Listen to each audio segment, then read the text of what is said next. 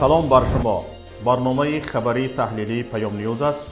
با شما شوکتی محمد هستم.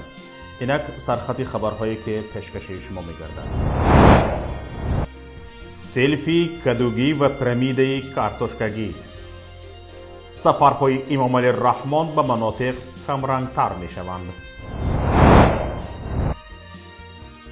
دادگاه ولایت مسکو پرونده الکساندر سیامین را که در قتل وحشیانه کودک 5 ساله تاجیک هویدا طلازاده ایبدار می شود بررسی کرد.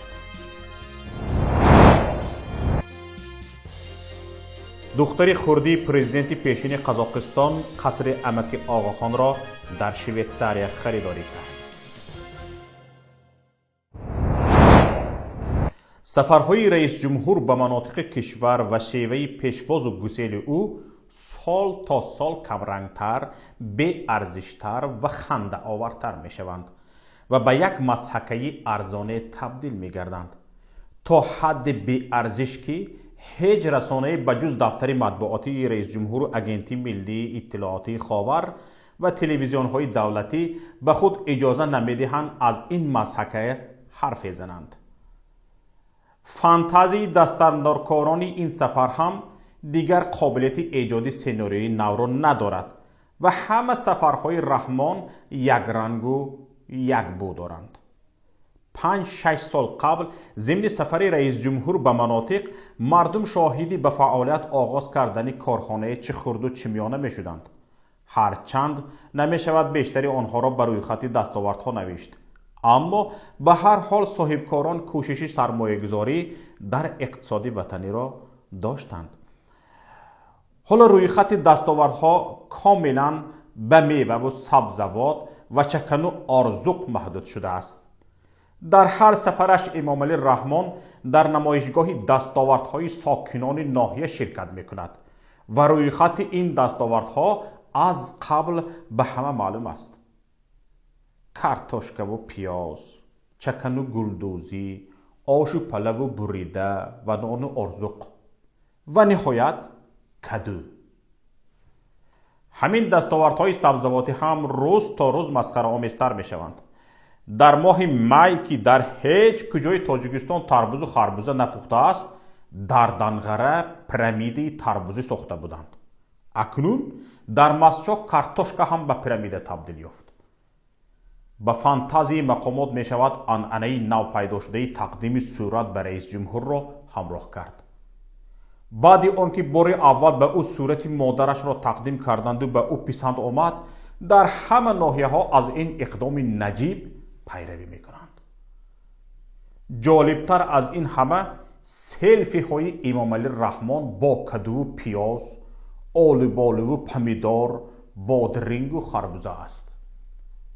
شاید ایمیج میکرهایش میخواهند از او شاه سبزوات سازند. شاید کدام مصلحتچیش مشورت داده که با این راه او میوه و سبزوات بهشت روی زمین را در جهان تبلیغ کند. یا شاید خودی او واقعا فکر میکند که این میوه و سبزوات در پایه سیاست خردمندانه‌اش حاصل میدهند. ولی واقعیت این است که با اهرام‌های سبزواتی و سلفی‌های کدوگی رئیس جمهور مقامات دولت و دولتداری تاجیکان را مسخره عالمیان کردند. این اصلا به توهمات یا اینکه ایلیوزیای خودی پرزیدنت برمیگردد. اگر شما دقت داده باشید، پرزیدنت تاجیکستان دچار یک ایلیوزی یا توهم بهشت سازی است. او همیشه درباره این سخن میگوید که تاجیکستان بهشت روی زمین است و وقتی که همه میبینند که همه از این بهشت گریزانند، همه از این بهشت فرار میکنند، او میخواهد همین بهشت بودن را با راههای دیگر نشان دهد، زیرا که او نتوانست به مردم نشان دهد که در این بهشت مردم رفاه دارد، مردم آزادی دارد، مردم آبادی دارد. در این رفاه مردم از هیچ چیزی نگران نیست، امنیت دارد. در این بهشت در اصل مردم از سرمایه‌اش نگران است، از جانش نگران است، هیچ جای کار ندارد، نگران جای کار هست، نگران زندگیش هست، نگران معاشش هست. هیچ چیزی اصلا در این آیا این گونه بهشت مگر بهشت است؟ در واقع این شبیه دوزخ است که این رحمانوف پرزیدنت تاجیکستان توجیکستان را اصلا به یک دوزخ تبدیل داده است، ولی میخواهد همین دوزخ را با راه‌های دیگر به بهشت و در چشم دیگران همچون بهشت نمایش دهد.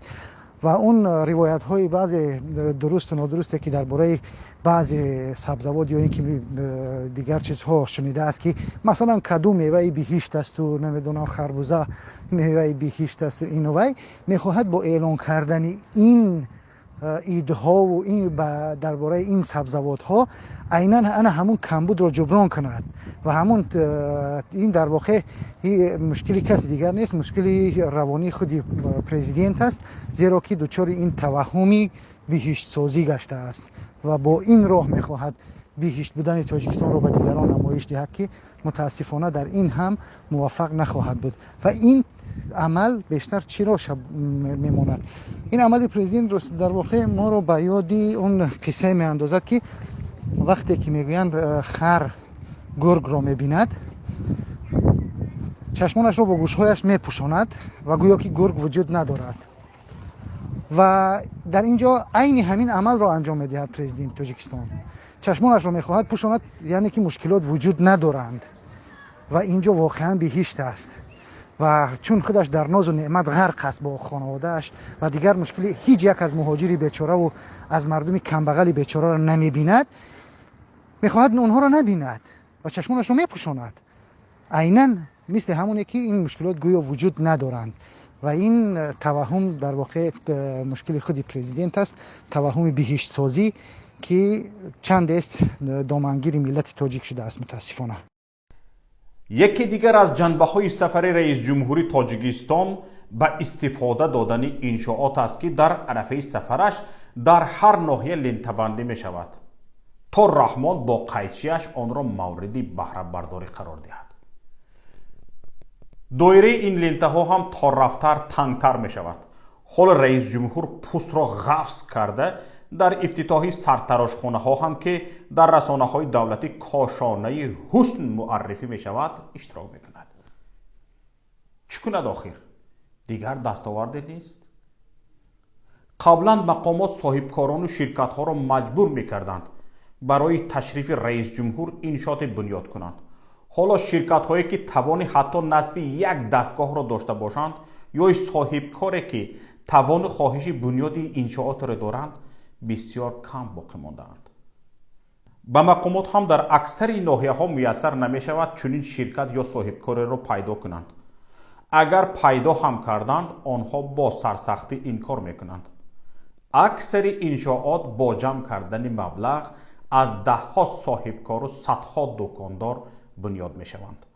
این است که طبق اطلاع منابع گوناگون دفتر رئیس جمهور به شعبه های مقامات قدرتی و انتظامی و همه نهادهایی که از مردم رشوه می گیرند سفارش می دهد که از مبلغ های از رشوه جمع کرده اشان برای خودشان بینای معموری سازند.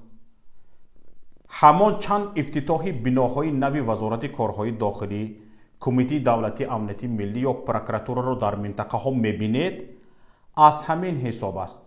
اکثر صاحبکاران و صاحب شرکت ها که بدات آمده ترک فعالیت نموده رو به مهاجرت آوردند نوبت به نهنگ های منصبدار آمده است. این نهنگان منصبدار که مثل وامپیر خون مردم میمکند این را رئیس جمهور میداند. بنابر همه نهنگان گرد و اطرافش را وظیفه دار کرده که با قسم از پول رشوه پاره بینای ماموری هایشان را به قول آباد کنند و در زادگاه خود چیز بسازند، وگرنه با وظیفه خود پدرود بگویند. البته این اقدام برای رفع بدنامی کمانده، اما محال است که دیگر رئیس جمهور و کمانده اش از این بدنامی و شرمندگی به آسانی برهند. امروز 23 آگوست در دادگاه ولایت مسکو پرونده الکساندر سیومین که در قتل وحشیانه کودک 5 ساله تاجیک هویدا تیلازاده عیبدار می شود بررسی شد. دگیر خساوف وکیل دفاعی عبدالسلام سیدوف پدر هویدا به پیام گفت که همراه با سیدوف در مرافعه شرکت کردند. او اظهار داشت این مرافعه بنابر وجودی صحنه‌های بسیار دهشتناک یکی از سنگین ترین مرافعه ها برایش بوده است.